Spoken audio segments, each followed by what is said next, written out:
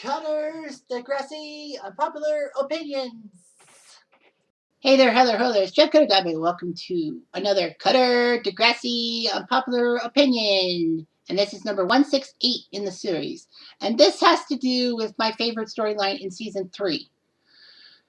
I did a Reddit post about a week ago, and for context, it's being taped on September 22nd, 2022. It says my favorite season 3 storyline from probably the best Degrassi season ever was the Terri and Rick storyline from, and not the love triangle between Manny, Ashley, and Craig. Here's what I said. Everyone's in love with the storyline, the love triangle, and it makes sense with the drama of the three main characters. But for me, it's a Terri Rick storyline from season 3 because the story didn't fully go away like the love triangle in season 4. Lots of posts have been made about the Terri Rick storyline, but the way it and the love triangle, but the way it carried the story over in season 4, and not right away, as in it took a few episodes, was the simple fact that unlike most storylines, it didn't have an abrupt ending. We saw how insecure Terri was in season 3, trying to be out of Paige's shadow and have a relationship. Rick seemed nice, but his jealous side made him a villain because he fears Terri, and Jimmy could be an item. Abuse hits the fan, and then Terri brings him back because she wants a companion on a road trip, with Paige being with Spinner and Jimmy and Hazel being couples. She didn't want to be left out. This leads to Rick accidentally pushing her head on a rock, blood on his hands, Paige and Spinner questioning themselves about looking out for Terri, and him seemingly getting off the hook. Season 4 did bring some closure, not the type of what people wanted, but closure is closure. That Rick came back, got attacked through to his soul and Terri, and we got character development from everybody. Imagine if the storyline wasn't picked up in Season 4, what character developments would not have happened. And also, it made violence against women, abuse, and bullying hot button topics for fans to debate, although the desired effect wasn't there. So, I got some comments based on that. And not a whole lot of people wanted to talk about it. One of the big threads was to do with the simple fact that Terri was because he said, why would you make it your favorite and all that? Yeah, the wording was wrong. But here's the facts, guys. I figured the Rick and Terri storyline was the best of season 3. If you look at season 3 as a whole and all the storylines that came out, you had Paige seemingly wanted to go after Dean for his rape. In season 3, Dean comes back for basketball and JT attacks Dean, and then Paige attacks Dean too, saying that I will get at you. Spinner dealing with Marco coming out of the closet and feeling bad, thinking that Marco's coming out to him specifically, which is false. Marco coming out of the closet and all that. That's a different kettle of fish. It's like, why aren't you picking that one, Jeff? Well, the simple fact is, okay, it's good and all that, but it seemed to be a little messy in such a way. Although, you got to give credence for the fact that it was around like almost 2 decades ago. Season 3 also had Snake getting leukemia and going through chemo, Emma getting a new baby sibling, and also trying to find her dad, that being Shane, and the storyline trying to be tied up in a neat little package.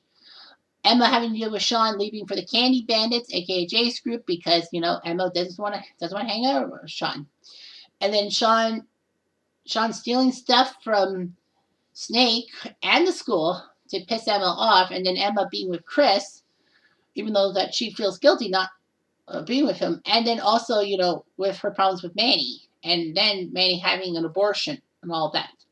I feel that Manny's abortion storyline was great and all that. But the simple fact is, they didn't do abortion that well in a sense. And of course, nowadays, in 2022, it's a hot button topic in most, if not all, American states. And I do realize that all the Degrassi Reddit guys, a lot of them are American, not Canadian. So, yeah, I have to try to connect with the American audiences, which sometimes I do and sometimes I freaking don't. And I take myself off. There was also Ellie's storyline with her cutting to ease the pain of her dad being in Afghanistan and her mom being alcoholic. The Breakfast Club episode, which Drag seemed to overreact to people's stuff, but it was detention worthy. And Ashley having the bad move with the love triangle and all that shit. Who else had big storyline? Well, JT seemingly abandoning Toby for a new friend group, and Toby trying to struggle along. Still be with Kendra, but it didn't make sense. Of course, yeah. So the Rick and Terri storyline started out easily. Terri had a few storylines in the first few seasons, but she wasn't breaking out. So she finds the roses in her locker and finds out that they belong to Rick. And Rick, was shy about it. Rick and Terri seemed to hit it off quite well. Unfortunately, there's a black cloud over Rick because with him seeing how Terri is close to Jimmy when they do an English project, and Rick is Jimmy's assistant. Rick is so mad he decides to try to sabotage Terry's plaything by making Jimmy the bad guy, but not many people buy it. And then, of course, Rick hears about how Paige and Hazel are just, telling Terry false rhetoric in his mind, of course. And he just doesn't want Terry hanging out with Paige and them, saying that, she's poison. But Terry says, well, it's just Paige being Paige. So Rick pushes Terry into a wall. They break up. Rick doesn't get punished because of that. But then they get back together during a trust episode in the trust exercise, I should say, in the episode Don't Dream It's Over. And then, Terry hears about the road trip with Paige, Spinner, Jimmy, and Hazel being there and says, I want to be with somebody for this road trip. Although they assure her that she's with her friends, and that's good enough. So anyway, Hazel side. Terry is with Rick. Everyone's shocked. Jimmy and Spinner agree they have to keep an eyeball on Rick's abuse towards Terry, emotionally and physically. Of course, Terry runs off after Rick gets abused by Paige, insulted by Paige, rightfully so, I guess. And then, Rick says, don't you dare go near Paige or Hazel and all of them. You're not going anywhere. You're not going back to them. You're going to stay with me. And then he pushes her head on the rock. And then, Spinner and Paige find out about this and run towards Terry being hurt. Rick runs off. How he gets home, I don't know. But anyway, they need to tend to Terry because if she had died, then it would have been terrible.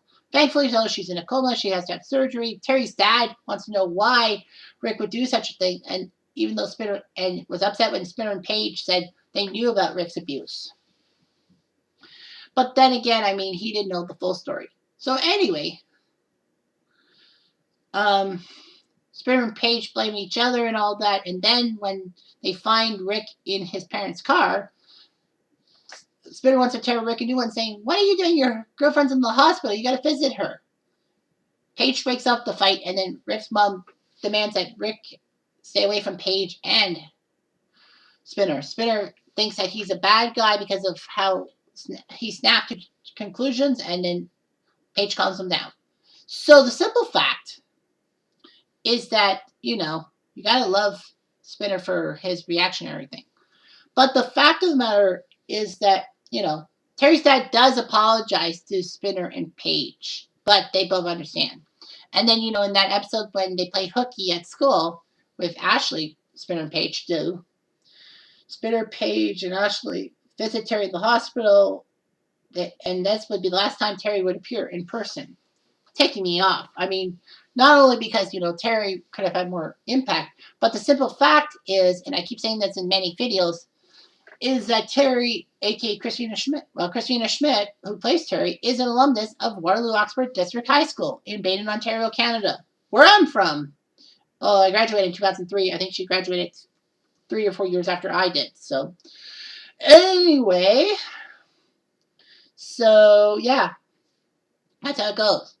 And then, everything seems to be tied up. Rick's nowhere to be found. Rick avoided the problem. And then season 4 comes up, and then he comes back to school. Seemingly with no strings attached. Paige and her group are upset. Emma finds out about Terry's problems. And in that stupid deleted scene that should have been in the main product, I will die on that fucking hill. Marco and Alex, as part of student council, asks Raj why is he back at school. And Raj says Terry is allowed to be at this school and all that. Terry's at a private school, so he can't comment on her affairs, and said that basically Rick had no charge on him. And without a criminal charge, he has to let Rick back at the school. Although Rick could have stayed away from Degrassi by himself, and then Raj would not have had to worry about that decision in the first place. But yeah, of course, Raj has to deal with people butting in on this Rick situation, especially Emma, and telling her, "Stay out of this. This is not one of your stupid crusades. Are you crazy, Radich? You're just tricking her." And then Emma and Paige working together try to get Rick out of school silently without breaking any rules. Of course, Emma was easy prey because with Manny and Liberty disowning her, Emma could easily find a cause she was involved with. Simple enough. But the simple fact also, excuse me, I have to clear my throat, is that they did the Orange Ribbon campaign, but it made Rick be bullied really hard by people. A lot of things happen. Emma is told not to have sympathy for Rick, even though that Rick gives her a $500 check for the cause, but Alex rips it up and tells Emma about the reasoning why she did that.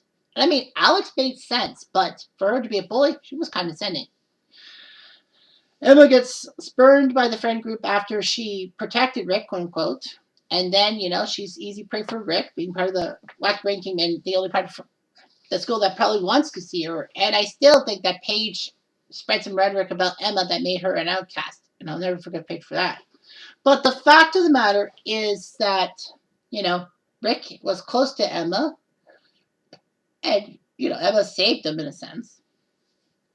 And then, he grabs her hand, whispers, "This is for you." And then, he wants to be near Emma and kisses her, while still in the painted feathers, and Emma blows off saying, "I pitied you, get a clue." And then Rick decides to bring a gun to the school. He goes after Paige because, Paige is spreading the rhetoric. But thankfully, though, he doesn't raise the gun enough for Paige to notice, and Paige calms him down. So he puts the gun in his locker. Spitter and Jay trick Rick into going after Jimmy, I guess because, Spitter figures that after bragging about it to Jimmy, that Jimmy might narc on them. So Rick shoots Jimmy and then nearly shoots Emma before Sean intervenes and stops him. Lots of people point fingers at who was at fault in the aftermath, and everyone had a fault to play, especially Emma, even Emma. But, Rick was his own worst enemy. That's all I have to say about that. I say that, it brought Degrassi into the multi-season storylines in such a way. And that the writers didn't want to forget about this storyline. They wanted to set up a Columbine-like storyline. And they figured Rick was the perfect person. I even saw a post yesterday about the fact that maybe Toby should have been the school shooter. Toby would never think about shooting somebody and all that. Toby was level-headed. I know that JT abandoned him in a sense, and Toby suffers from abandonment issues because, his parents divorcing and all that shit. And him worrying that Kendra was going to break up with him. But the simple fact is that I would never like that. One iota. But yeah, I say that it was huge because Degrassi kind of went there and it was a good build-up to season 4 that everyone had a big part to play in it. And yeah, Terri deserved better. Rick kind of deserved better in a sense. They all deserve better. But it is what it is. And this is almost 20 years in the making. So, anyway, thanks for watching. I'm Jeff Diamond.